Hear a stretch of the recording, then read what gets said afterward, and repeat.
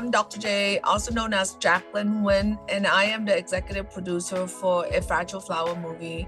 It's gonna debut in the US for March 29 and Vietnam and India following. I'm excited to be here and thank you for having me. Welcome to The Vietnamese. I'm your host, Kenneth Nguyen. Being part of a culture of nearly 100 million Vietnamese people in the world today comes with a lot of pain, proud history, and privilege. Join me as I highlight and explore the Vietnamese experience from all over. Thank you for coming on. So I understand that, producing movies is something that you kind of came into later in life. What did you start out doing all these years before you got into film? This is my first rodeo as an executive producer and producer for A Fragile Flower. Prior to getting involved in this project for the last 1 year, I was a clinical compounding pharmacist for the last 25 years. So within the last 3 years during COVID, my husband and I was able to be successful at what we do. And we were able to have a manufacturing facility to do all of the PPE products for all the contractor, all the government and hospital and whatnot. So for that, and then I have my own company called Dr. J's Natural. It's a supplement company that I have been formulating all of the formula, natural and scientific based products so that I can be able to take care of my patients. They can live well and live healthy without resorting to drugs or any chemical on that matter. It's a fun fact. My mom and aunt were talking to me about something, and they were saying something about Doctorate, Thu Thao. Is that who That's you are? Yes. Yeah. They were saying it was something about, because my aunt separately, we don't talk every day like my mom and aunt, but she was saying, oh, the doctor Thu Thao has some film coming out, and does Ken know about it and everything like that? And I'm like, oh, that's so funny. And she said to me that my aunt buys a lot of your medicine. And I was like, all right, so this is why I wanted to talk to you about, like, before film, and then later we'll get into the whole film thing, because I found it to be very interesting. My aunt actually buys a lot of your product. And I'm like, I always, think about holistic or non-Western medicine as, like, I didn't grow up with it. I've heard about it later in life, but it blows my mind that my aunt spends thousands of dollars on these supplements. And it's not like just 20, 30 bucks here and there. It's like my mom said she spends thousands of dollars on it. So how did you get into that work? Well, I have to share with you is that after I became a clinical compounding pharmacist, and then it takes me about 10 years realizing that being a compounding pharmacist, I want to minimize the side effects of the chemical from the drugs, that when my patient is taking it, or anyone in particular taking the drugs, it comes with a long list of side effects. And so after 10 years being in the pharmacy setting at the hospital, my patient followed me for 10 years and they tells me, Dr. J, Jacqueline, I'm not getting better. I'm listening to you, and here every day I'm piling on more and more drugs. So what's going on? That's when it took a toll on me, where I realized that, oh no, I am not doing my patient a service, where I am not teaching them how to eat right, how to be healthy, and how to be able to find and navigate what supplement out there in the world that everyone is bombarding them with all kinds of products that promising them the fountain of youth, or promising them that they could cure all kinds of disease. So for me, I took 2 years of sabbatical, and I pretty much leave the pharmacy setting and go learn all the plants, the Ayurveda from India. My husband is Indian, so that kind of like motivate me to realize that in all of the Indian cooking and in their supplement natural Ayurvedic medicine products, that they combine all the plants in it. So then I went back to China, Vietnam, and learning about the plant, what plants out there that we've been using for a century. Like aloe vera, everyone knows that we take aloe vera for skin, for stomach problem, for a lot of the things that we use every day and we don't realize it. And then, for example, the Indian, they put in turmeric in every single of their food for their cooking. And it's been known that turmeric, scientifically proven that it's the best anti-inflammatory agent or food spices wise that you can incorporate into every single of your cookings if you can. So with Indian, they are one of the population that are well known that they don't have memory loss, and they're the lowest population that have cancer due to the turmeric ingredient in their everyday cooking and eating. You know, I think people who are listening to this are thinking like, I got paid to have you on because I now know that you're a brand. I didn't know that before. You know, I didn't. So just letting everybody out there know this is not a paid show. Not yet, This at is least. not a paid show. This is we're supposed to talk about a The fragile fragile flower more. flower, yeah. Yeah. But I'm interested in everything because to me, how you got to fragile flower is just as important as the work that you do at fragile flower, because I kind of want to know the mechanism of your brain and the way you think, what kind of guided sort of your guiding principles to get to make a movie, because it's not an easy thing to do. And so I wondered about that. I was like, you know, who is this person? What is she like? You know, and then, you know, I found out about you from my aunt and my mom, and I was like, all right, now I do want to get into this whole like holistic stuff, because I've never really been a believer, but I've been around it in the last few years to know that that stuff's not joking around. It's like no joke, and I respect it now. But why have we gone so far the other way with Western medicine, where I feel like it's almost abusive now, where it's just pharmaceutical companies just pushing crap on people to sell? Totally, Kenneth. And I'm not saying this to put down my profession as a pharmacist, but I'm saying this is that we are a society of a get quick fix remedy. So everyone goes to a doctor's and demanding that they have to walk out with something in their hand. And essentially that's a prescription. But they don't realize that the root cause of every problem, you can fix it with what you are lacking or what you're putting in your body. So that's where I come in, and I realize that I learned the hard chew of being a PharmD, learning all of the drugs, the in and out of it. But at the same time, I wakes up after 10 years and I realize that this is not helping my patient. This is actually hurting them. So for that, I have been a big advocate on everything natural and everything that you can do firsthand for yourself first, that, eating healthy, spiritual mindset, that you have to be aware of what you are absorbing into your everyday life. And then at the same time, whatever you're lacking from not eating an adequate diet, then you can supplement it. But at the end of the day, the supplement that you choose, I give them the formula. I don't tell them that they have to buy from me. I tell them, like, for example, omega, which is yoga, fish oil.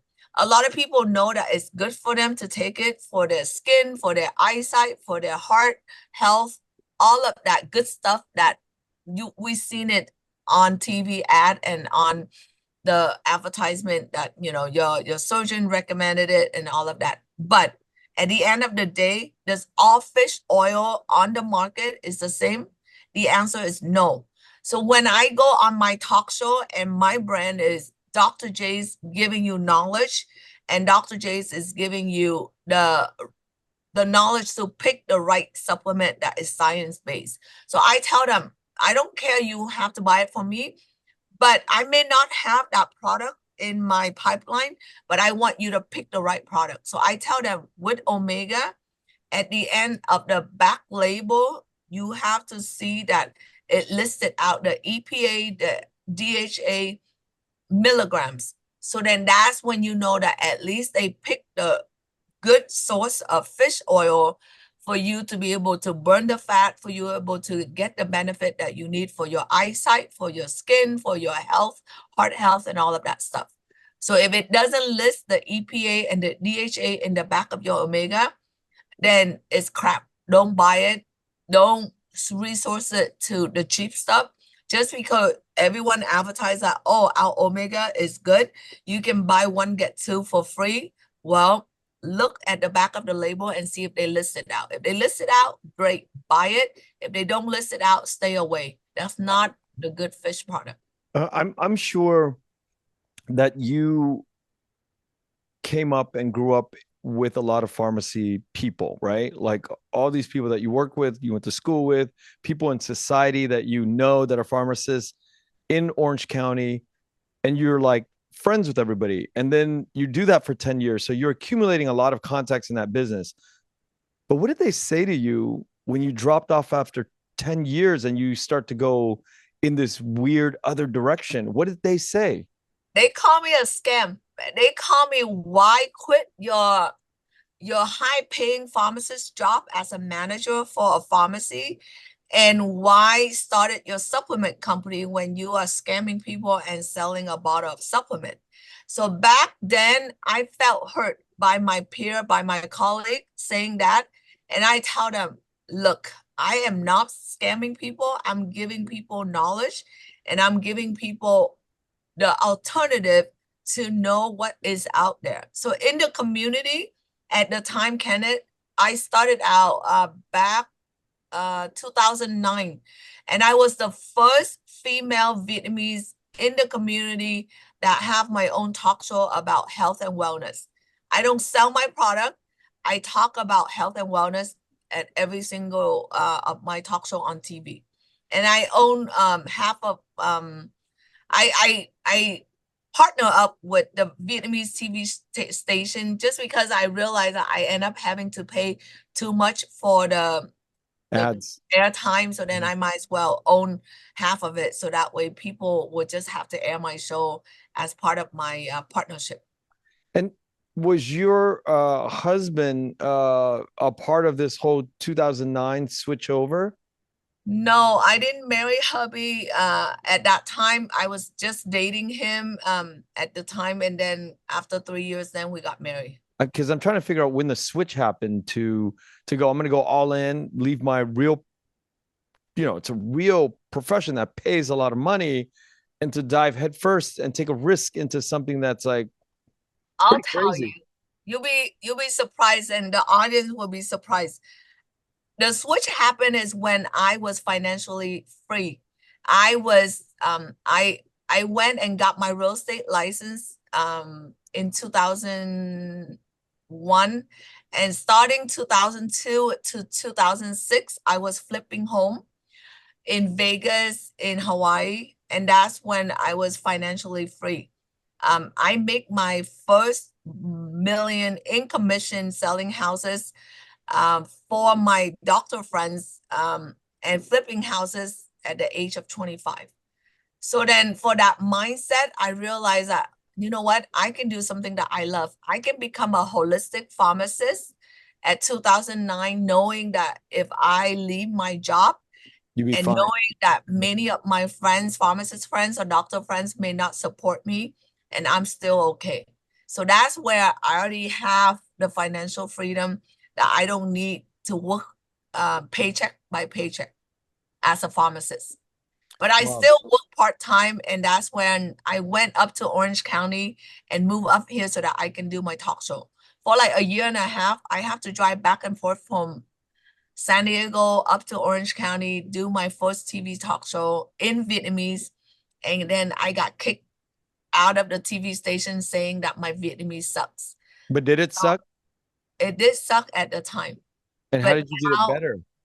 I was gonna quit, but my mindset is always been never give up, and the word of impossible is not in my vocabulary.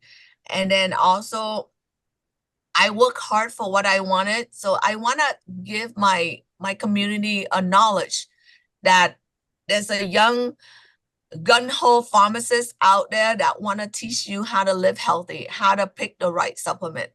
Because I seen at the time in the community, there's only two guys that are chiropractor that were crazy, making a big killing in selling their supplement, but they not going mainstream, and they not sharing the information why his supplement is good. Oh, And so so these two guys were doing good. They were, yes, but they so were I doing. was the first female Oh. healthcare professional that shared the knowledge. But they Yes. were doing good because it worked. Is that why? They were doing good because at the time no one compete with them. They No, were but I mean, you have to think like if those two guys were doing good, holistic, doing the holistic side, right? Then that no, means they were selling their product. They don't talk uh the talk show, but because in the community, all the elderly trust doctor, pharmacists, chiropractors, or anyone with a doctor degree, the elderly in the community would trust. So basically, they were doing good selling their product, but they're not selling their knowledge or sharing their formula why their product is good. So to me, I look at it as like they only focus on targeting the Vietnamese community. Whereas when I first started it, I said, no, I'm going to go mainstream. And when I'm successful with mainstream, then I can go back to my community and say, look, I can compete with the big boy. So if I compete with a big boy, my product is legit. So and all of my product are catered toward to mainstream. mainstream. And then from there, I just have to convince the Vietnamese community my product is not gonna be chai số 1, chai số 2, chai số 3, chai số 4. No, I have a name for it. And it's because it's a brand. So then the mainstream recognize it. So then now I was able to do well with my supplement company after 10 years. And then the friends or the colleagues, pharmacists or doctor friends that calling me a scam, now they look at me and they like, only you can do it. I'm like, what does that mean? Why would you say something like that when back then you are calling me a scam or that I am a foo-foo, pharmacist or whatnot? So basically, I look at them and I'm like, you know what? No, thank you. I realize that they are not my friends. But now that I think about it, it's like how much efficacy, how efficient are these supplements compared to the Western side that you went to school for? Definitely, every doctors or anyone with a background as a science degree, they are very skeptical when it comes to supplement due to the fact that they say that there's no scientific evidence. So for me, I coach my patient about health and wellness first. So when they call in and getting a free consultation, I would ask them, like, let's say your aunt would call up the company. I would ask my patient, what do you eat every day? Mm-hmm. Breakfast, lunch, and dinner. There's not a doctor out there that care too much or have the time to do that. So based on my assessment of their daily activities and their daily food intake, then I know what they're lacking. And then from there, I'll ask them about their issue. What do they want to address? They want to address their aching pain. They want to address their sleeping problem, or they want to address their headache, or they want to address whatever that may be. Then I tell them, this is what you can do for yourself initially to change and hope improve your condition. You Like if you brought up Ayurvedic medicine in the beginning, right? That's an yes, Indian practice, right? And yes, and I feel like when I hear that word, it's really about like these, I don't know, the mental image for me is all these old school yogi guys not eating. And those guys don't have inflammation issues. My brother and I talk about this all the time. It's like, if you just eat less and you just eat vegetables and you eat no chay and you go vegetarian and you just eat a lot less calories, all of that inflammation in your joints just go away. Is that true? Totally. Lately, there's a big trend that talks about intermittent fasting. So you eat for the 8 hours and then you fast for the 16 hour. And that's a lot of science behind it. And that's especially for a lot of women that turns 35 or menopausal, and even men as well. That will definitely give you on the good side where you can be able to maintain your weight or lose weight, or at the same time gain a lot of health benefit out of it. So definitely, if you go back to the caveman, we naturally built for eating vegetable, not eating meat. So fish and chicken is the best thing that we should eat as a protein. Or if you could go vegan or ăn chay. When you say ăn chay, there's a lot of people ăn chay the wrong way, become a vegetarian, but they eat a lot of tofu. And tofu are made out of the Soybean. soybean, and the soybean are normally high chance of being a GMO product. So for that, it will go in your body, it will modify your genes, and it increase your chance of getting cancer. Or for men, it'll give you more estrogen hormone, which you don't want. So You know, unless you want to become a girl, then yeah, as a guy, you eat a lot of soybean. God, there's a whole hours and hours I can get into each of these subjects.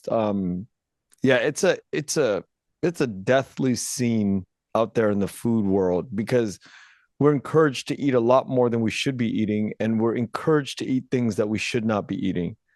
And it's a really sad state of affairs, I think, in America. When you look around in America, it's like we're all inflamed. I feel the inflammation when I eat carbs and I don't eat right and I'm not working out. I feel very achy. I'm almost 50 and my body's not taking the food like it used to. And I get achy joints now because of the food that I know. I see it right away. So Kenneth, you say you're almost 50. I'm 52 right now, and I don't take any single pill Wow. of medicine. I don't have high blood pressure. I don't have diabetes. I don't have cholesterol. My eyesight is still 20/20 vision. And knock on wood, I'm pretty blessed because I took care of my body ever since 25 years old, when I realized that the drug industry is actually damaging your body than is actually helping your body. So I avoid all drugs at all costs. And I take my own supplement in front of my patient when I'm on TV or in front of my viewer, so that they know that I make the product for myself first, for my family first. And if I don't take it, then I don't bring it to market. So for me, at the end of the day, am I willing to take what I create? And if the answer is yes, and I've been taking it for the last 15 years, and I make the top 5 product that is able to give me residual income to make the movie. So if you ask me, did I use my money from flipping houses to make the movie? No, I use the money that I have extra from my supplement company to be able to play with this first movie. Wow.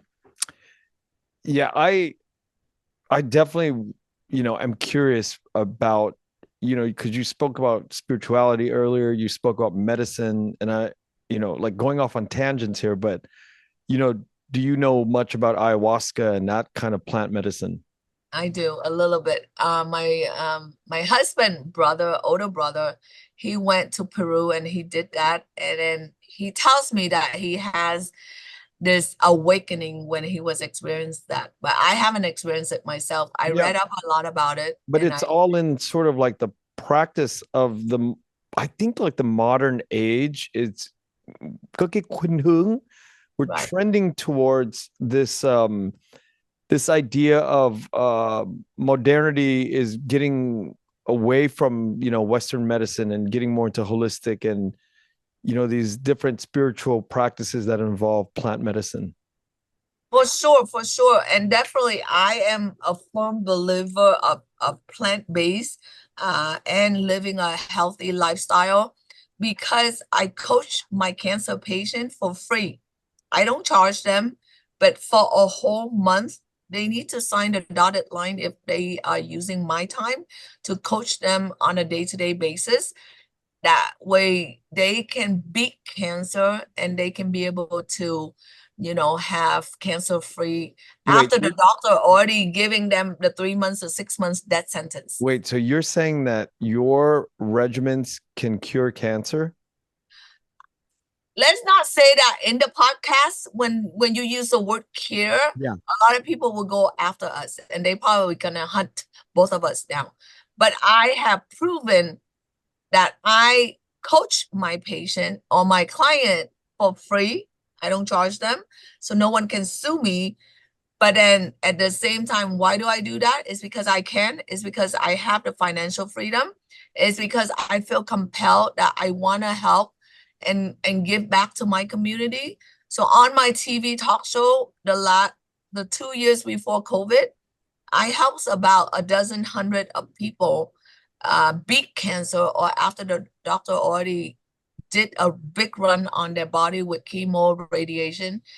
And so, yes, if you go back to the basic alkaline diet and you go back to not feeding your body the food that the cancer cell want, then basically what it's gonna say. So our body is made up of trillions and trillions of cells, right? Healthy cell. But for every 28 days, the old cell will have to naturally die, apoptosis. But if it's not naturally die, then the cancer cell is where it spin off and it's keep growing and growing and growing. So basically, what you essentially is doing every day, your 3 meals a day that you're feeding your body, whether you're Feeding the feeding your cancer cells. body vegetable or you're feeding your body with lots of beef, red meat, sugar, carb, lots of carb. So basically, the food that the cancer wants to eat is called acidic food. So if you, it's the yin and the yang. So if you are balancing your body at the time that you don't have cancer, then 5 days a week, you try to balance your diet. Eat healthy, more vegetable, more on the alkaline diet. We can talk about that on another subject. But when you are feeding your body, there's statistic proven, like someone eating hamburger or Happy Meal every day, they're gonna bound to get stomach cancer. They're gonna bound to get some kind of cancer soon because it takes about 7 years for what you do to your body to build up the cancer cell. So now I am teaching my cancer patient, you're gonna die anyway. The doctor already did a big run on you. So if you want to live, tell me yes or no. And if their answer is a compelling yes, definite yes, then I tell them, give me your big why and then tell me why you want to live. Is it because of your children that you want to see them, walk down the aisle? Is it because you still love life? Then have that big compelling reason. So if it's enough, then I signed on for that person so that I'll help them. But if I see in their face, they're like, what do I have to do? Why do I have to do this? All of this, why? I'm like, you know what? Let's not waste each other's time. Let's just go our separate way. You go home, figure it out why you want to live or why you don't want to live. If you don't want to live, you have 6 months. Open up your bank account, travel the world, spend it, and then live the next 6 months to the fullest, to the best of your ability, so no regret. But the one that want to live, they have to completely revert to 180-degree change. So what that means is if I tell them to feed their body with 3 cold pressed green juice a day, so basically, essentially, I'm telling them, just think of it as you flushing down with all phân bón tốt á, for Mhm. your healthy cell. So you flushing down with all the good nutrients that your cell wanted, and the cancer cell is looking up and say, hey, where's my next meal? Why are you not feeding me? So basically, you're starving that cancer cell out of its nutrients. So is it going to continue to grow? No. So after 1 month, they're going to see they look better, they feel better. And it takes, according to a Harvard study, it takes 21 days to 28 days for someone to change their habit, to become a lifestyle for them. So that's why I'm willing to coach them for 21 to 28 days. Once they feel better, they get better, and they look better. I mean, the patient that walked into my office when they are dead, chemo and radiation is already did a big toll on them. I took a picture, and a month later, I give them the new picture and I ask them, you think this way is going to save your life? And they still get nervous. They're like, I feel better, I look better, but I don't know. I don't know if this is the right way. I'm like, why are you doubting yourself? If you feel better and you look better and you are getting better, why are you doubting yourself? Well, go another 2 more months and see. So sure enough, encouraging them, because it's never the conventional, traditional way.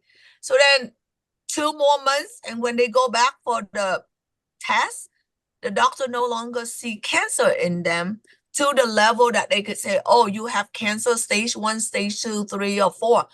Then they come to me and say, Dr. J, I am cancer free. I'm like telling them, no, you're not cancer free. No one is ever cancer free.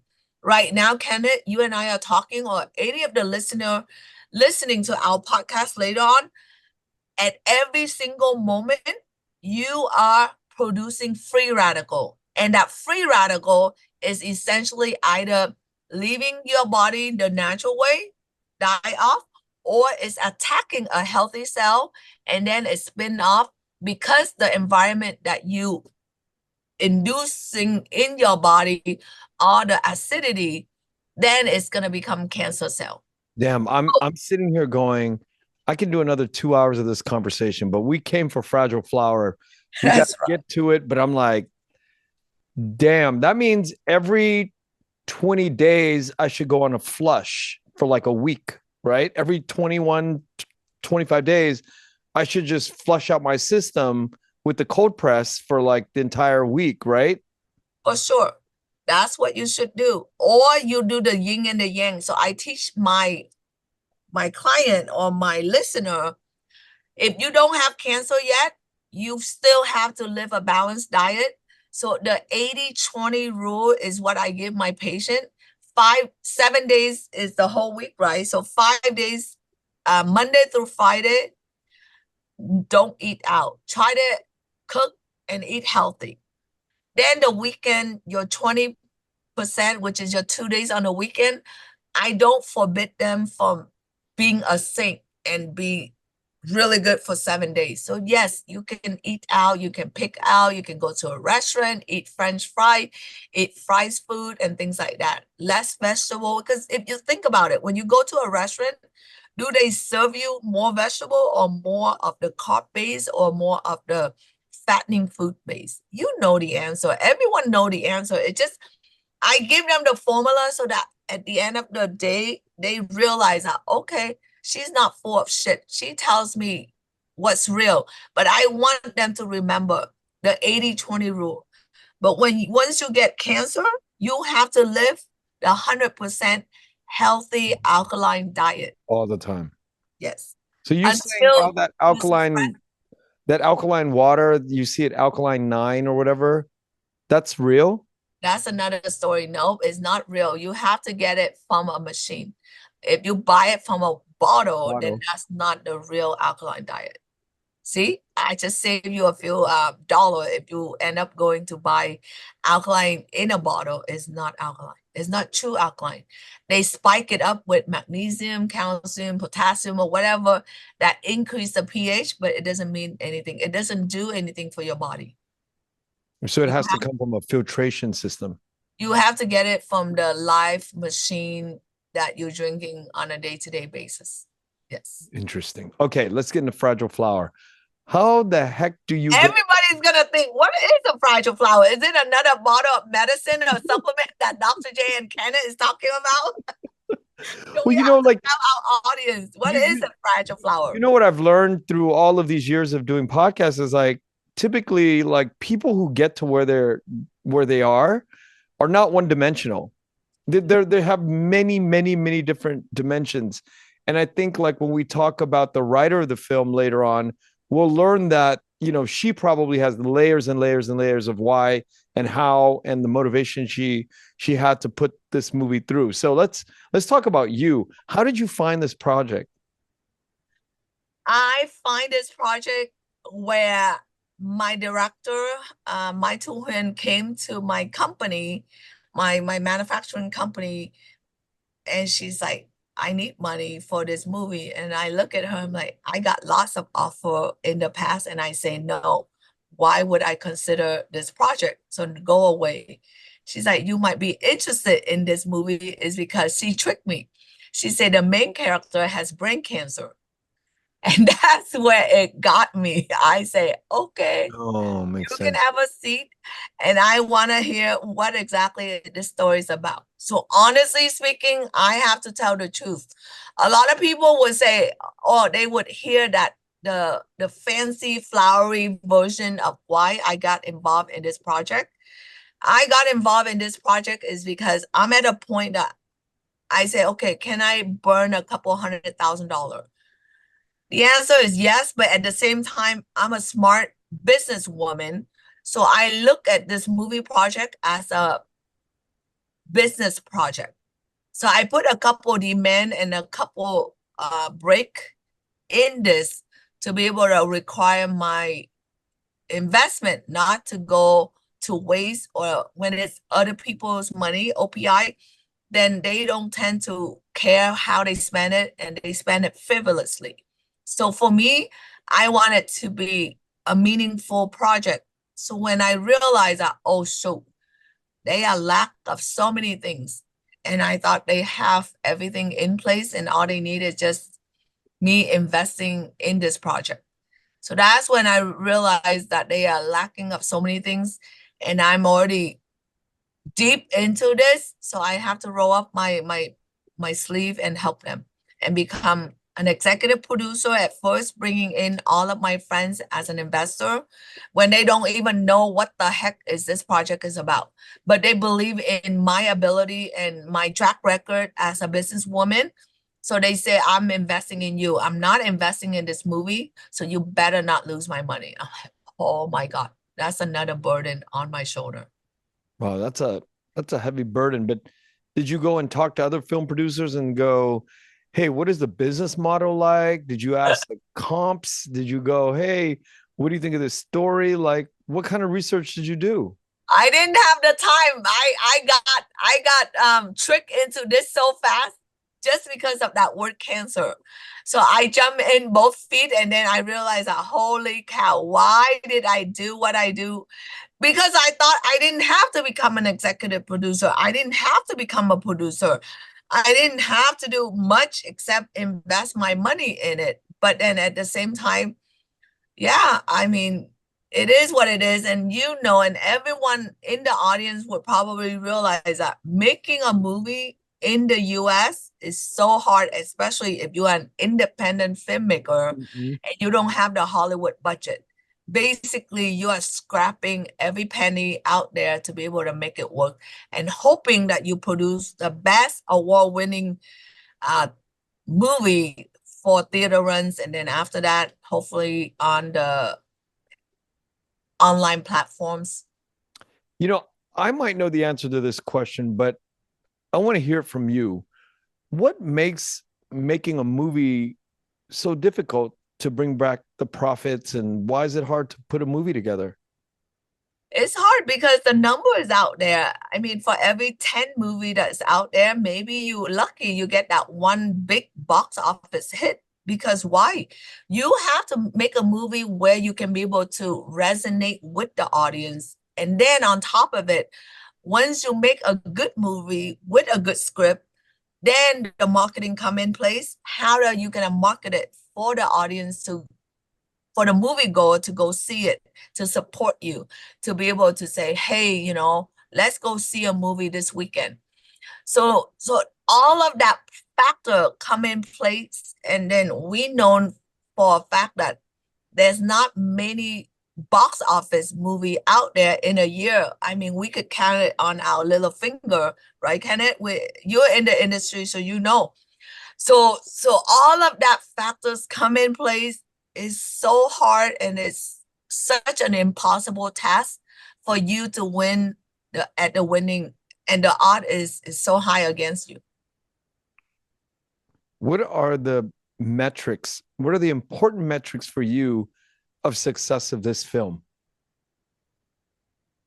Box office number in the US, if I get about 200,000 to 300,000 people to go see the movie, it doesn't have to be Vietnamese. It could be half Vietnamese, half mainstream. I would break even already. And then from the circuit run in Vietnam and India, then I would say that's caviar on the cake, or, you know, sweet. Yeah. A Yeah. lot of people don't realize that a lot of money and effort goes into making the movie, but they don't realize like every print you have to pay money, and advertising you have to pay money, right? So it's this Totally. P&A, right? So you got to put a budget together for this. And did that surprise you, or did you already know going into the final stretch of the film that you would have to be paying the P&A? No, I know because I run a business, and for every product that I create, I know that I have to budget in the marketing piece money into it. Otherwise, no one's gonna know, you know, a bottle of my supplement is such a good science-based supplement that is created by Dr. J with 25 years of experience as a compounding pharmacist, as a holistic pharmacist, that have been passionate about helping her patient to beat every disease that they can possibly have. So then this little bottle doesn't have a mouth to talk. So maybe I can help that by being the brand for my products. Then I have to advertise, I have to create videos, I have to create ads, all of that. So being a businesswoman it helps where I realize that I treat the movie as a product. So once I make a good movie, or hoping that my team put together a good movie, then the advertisement come in, the film festival come in, so that we get all the awards, so that we can brag about it on our PR and marketing. So then hopefully getting people interest to go see the movie. But at the end of the day, what's the conversion? Is it a 50% conversion? If I touch 500,000 people, hopefully 250,000 people show up for theater to see the movie. And if for some reason they don't want to support the first ever made Vietnamese movie that is made in the US and that able to get theatrical release in 3 countries, and for us to be so proud of is that I was able to bring Vietnamese music to another level, to the global, international level. So for all of this, I think being Vietnamese, we have to be so proud to go out and support this movie, no matter what. Just for $15 or $13.50, you can save one bowl of pho, or one bowl of hủ tiếu, or one bowl of bún bò Huế. Go see a movie, enjoy this 95-minute of this movie, A Fragile Flower, Đóa Hoa Mong Manh, and see, hey, why should I be proud of this movie? Because you get to see all the successful Vietnamese in this movie, all of the things that they able to accomplish and they don't brag about. So all of the big scene, the big house, the yacht, the expensive car, all of that is in this movie that are owned by my friends, all the Vietnamese that's supporting this movie. Now, when I watched the movie, I realized that the story was very familiar, and familiar because I grew up during that time in that movie. And so when I walked out, I was like, God, this is oddly familiar, but nobody would make up the facts of this kind of movie like that, right? So are you at liberty to talk about what the story is inspired by? Are you open Sure. it to me? I think lately we've been allowed to say, and my script writer, I give my her the permission to say that because one of her best friends are close to her, and so it's inspired by a true story of a well-known Vietnamese singer in the 80s that she passed away. So chị Nhật Hà, our script writer, ca sĩ Nhật Hà, that's her best friend. So because she realized all of that factors that happened with this well-known Vietnamese singer that was with a beautiful voice, with a demure personality, and a beautiful, kind face. So that's where she wrote the script based on inspired by a true story of her best friends. But we can't talk about. Everybody, no, we can't talk about her name. We don't want to make her family unhappy. We told her family, and her family gave us a blessing. But at the same time, we want the audience to be able to go and experience it. Whether they could relate it to one of the character, great. Whether they realize who that Vietnamese singer is, I think after they watch it, you and I, we're living in that area when she was well known. Yeah. With her voice, beautiful voice, everybody would realize it. Yeah. I think one thing that I got from like thinking about the inspired by character was the fact that the person the story is based off was a very virtuous, a very pious, a very good human being. And I think, For sure. yeah, and I think that when you watch this movie, you're watching this movie as it goes along, and you're just like, how could somebody be like that? But when I remember growing up, that person was really like that. She was known to be like that, known to be a very pure person. So I really, when I think about the audience watching this, I really feel compelled to let the audience know that what you're seeing is something that is real, that was based on somebody who lived this way. And that, it's whatever you're seeing is, because, sometimes you're in a movie and you're like, oh, that's unbelievable that somebody can be this nice. But the reality was, I remember There was that person. it was that person. Yes. And you're like, what? It just doesn't make sense. Oh, and then you put the two and two together and you're like, oh, that makes sense because it was inspired by this person's life. And then it all makes sense for me. For sure. Yes. I feel like I want to give tribute to her, but at the same token, I want to respect her family's wish. So we're allowed to say that, but at the same time, I want to be able to reach a wider audience base where, let's say, mainstream people, they already watched the movie so far and they love it. They cry in the movie theater as well, Kenneth. And for me, as a producer, as a first-time filmmaker, I could call myself that. And so I realized that, oh my God, what did I do? I could touch people's heart where I could make them shed tears voluntarily in this movie. And it makes me feel so rewarding realizing that it's very hard when you're trying to do that or when you want to accomplish that part. So this is definitely a tearjerker for many women out there that already get a privilege to go see this movie already. I'm going to ask you a question about looking back in the rearview mirror. If you were to look back and you had a few decisions you could make differently, would you share that with me? Meaning, would I still make this movie if I look back? What do you want to ask me? No, what would you do differently? Not if you would make it, because hindsight is always like kind of like, of course, nobody wants to do anything hard. You don't realize it's going to be hard until you get there. But now looking back, can you share some of your experience of the things that you would have done differently?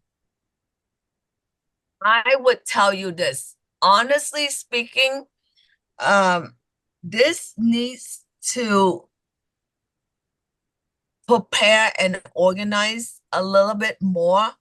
And I wish that if at the beginning, because I'm new at this, this is my first rodeo in filmmaking and producing a movie.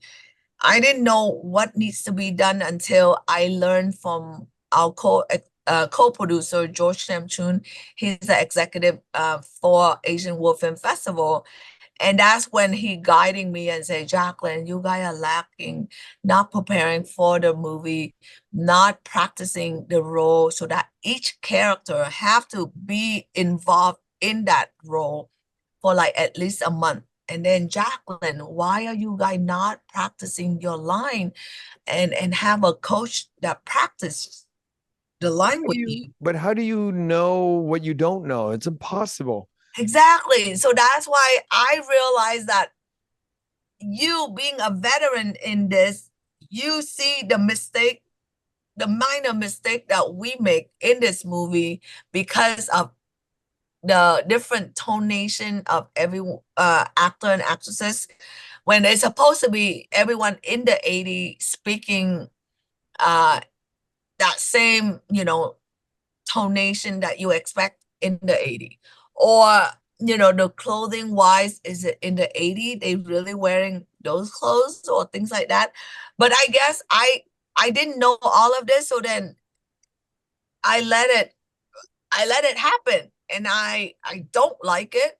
And there's so many things in here that I wish I have time to sit down and really, when there's the next movie project, if it happened to be a good project that comes in front of me, I would definitely know that I know how to pick the best project next time. Yeah. And I know how to prepare for it better.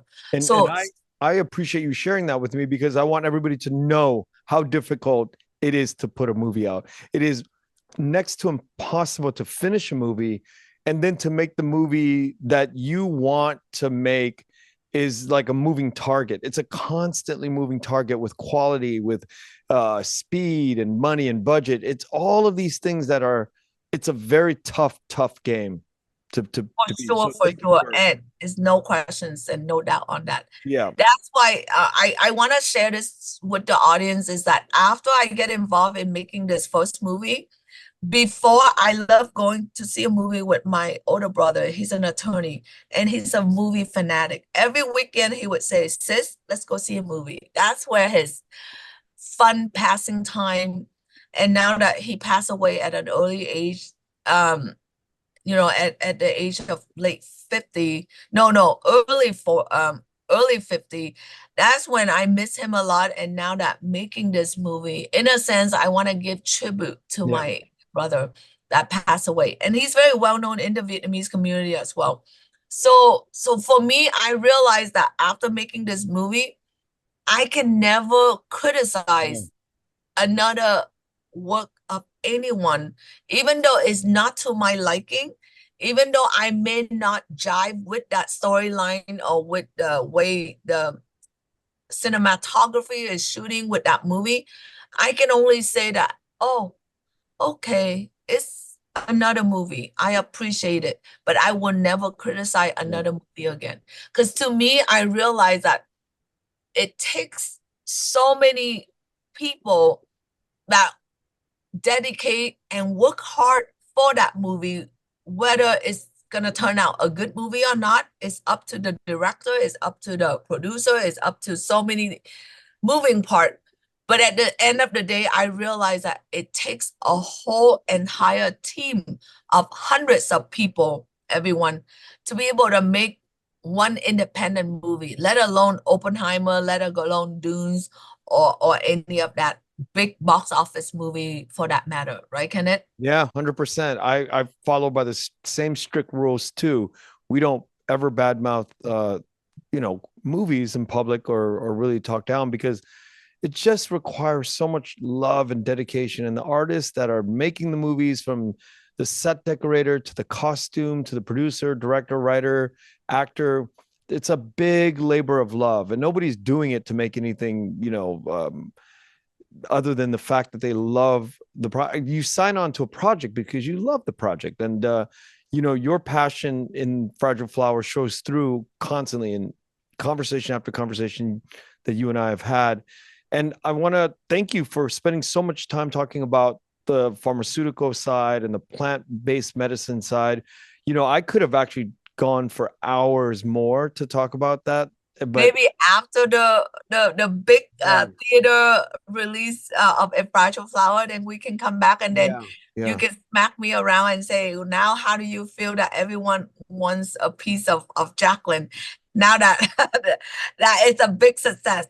So let's hope for that, and then we can have our second interview on how do you feel now that you are no longer looked at just a mere compounding pharmacist, but yet everybody wants to know your secret recipe of being the award-winning producer for A Fragile Flower. Yeah, I want to hear the Making debrief. 20 million in the box office. That's only my biggest dream, right? I want to hear the debrief after it's done. We can deconstruct it, and we'll be a lot more free to speak our mind at that point, right? To hear, I For really sure, do for want to hear. sure. Yeah. So thank you so much, and yeah, we'll catch back up in a few months, hopefully. And I think next up we'll have your writer for the film in a few more days here. So thank you so much, Jacqueline, for coming on. Well, my advertisement 5 second spiel is that please come out and support our first Vietnamese movie made 100% in the US, and we're able to get 3 countries released. March 29 in the US, 65 theater, April 18 Vietnam with 200 plus theater, and India, our first Vietnamese movie in India in 90 theater. So we're excited. And if anything, please come out and support us and see A Fragile Flower in theater in the US theater March 29th. Thank you, Kenneth. And thank you everyone for giving me this platform to share with you. Thank you, Jacqueline. I appreciate you coming on the show. Thanks. Thank you for listening to The Vietnamese with Kenneth Nguyen. Special thanks to Brittany Tran, to Jane Nguyen, Catherine Nguyen, Tina Pham, Sydney Jamie, and Christo Trin.